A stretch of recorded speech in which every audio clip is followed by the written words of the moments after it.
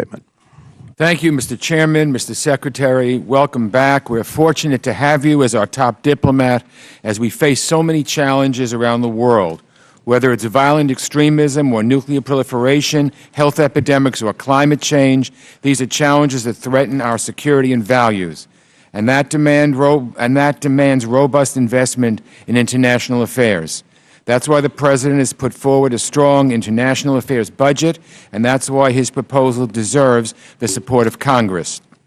The President's budget would end sequestration, something long overdue, including a 7.7% increase in international affairs spending. Why is this increase so important? The Kaiser Family Foundation reported recently that many Americans believe we spend much more on foreign assistance than we actually do. Here are the facts. International affairs totals just over 1% of our federal budget, and foreign aid accounts for less than 1%. With that narrow sliver of the pie, we're keeping Americans safe, strengthening ties around the world, and promoting American leadership abroad. We're getting a pretty good bang for our buck.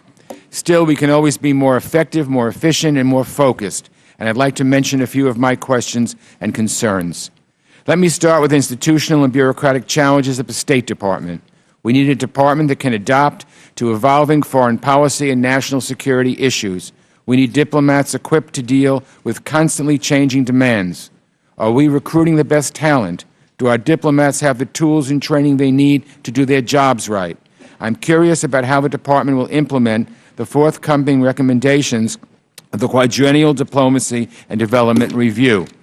On our response to the Ebola outbreak, Mr. Secretary, I want to applaud you, the State Department, USAID, and the thousands of heroic Americans who've played such an important role. This crisis has required tremendous resources, and our strategy is working. The situation in West Africa continues to improve, but we must remain vigilant until this scourge has been eliminated. This crisis underscores the need for global health funding. Preventing future epidemics requires investment in research, infrastructure, and personnel. So I'm disappointed by proposed cuts to global health programs dealing with tuberculosis, neglected tropical diseases, and other dangerous illnesses. I'd like to find a way to avoid these cuts and keep giving these programs the resources they need. Turning to Ukraine, I have serious doubts that the Minsk agreement will end this crisis. We've taken a handful of incremental steps, but they have not been enough to get ahead of the crisis or deter further Russian aggression. The United States has a major interest in Europe's stability and security. Decades of American investment is on the line. I know dealing with the Kremlin is delicate, but we must not allow Ukraine to lose more territory or to fail economically. In the Middle East, more than 11 million people have been driven from their homes in Syria, and more than 200,000 have been killed. This crisis has spilled across borders. It's created large-scale vulnerability to sexual assault, child marriage, hunger, and other kinds of abuse and exploitation. The budget prioritizes this humanitarian disaster, but much more needs to be done by both the United States and regional partners. This crisis has been fueled by political instability in Iraq and Syria. The new Iraqi Prime Minister has taken some steps to make Iraq's political system more inclusive, but we remain far from the point at which Sunnis, Shia, and Kurds feel like they have a stake in Iraq's future. The way forward in Syria is even less clear, but we know one thing for certain. That country's future should not include Assad. As you've said, Mr. Secretary, he is a one-man super magnet for terrorism. So while we are going after ISIS or the Islamic State, we should not forget that Assad must go. He cannot be part of a Syria for the future. On that note, I welcome the President's decision to send Congress a request for a new authorization to use military force, AUMF, against ISIS. The President's proposal is a reasonable starting point, and this committee will continue our efforts to review the language and the overall strategy to defeat ISIS. I look forward to working with you and my colleagues on both sides of the aisle to make sure we get this right.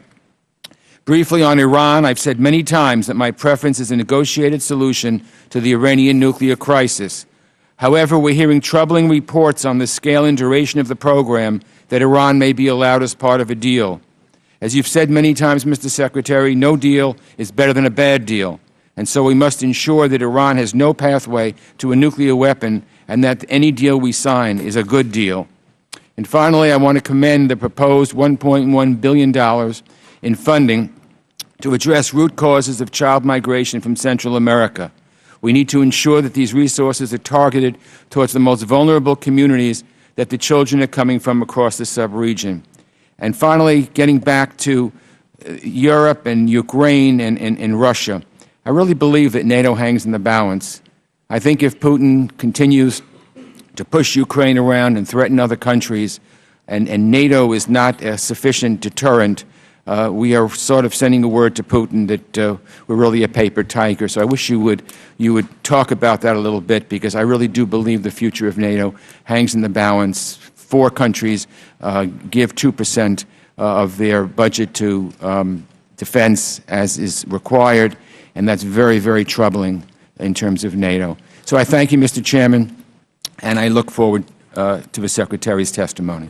Thank you, Mr. Engel.